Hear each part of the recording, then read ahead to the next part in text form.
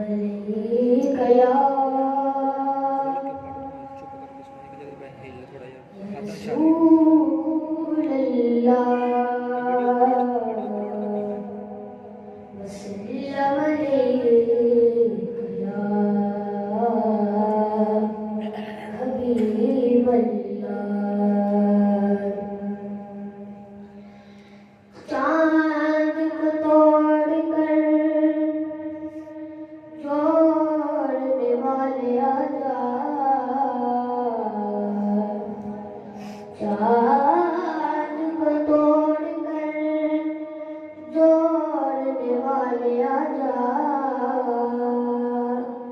हम तो टूटी हुई तकदीर बनाए बैठे हैं, सुन कर बलिए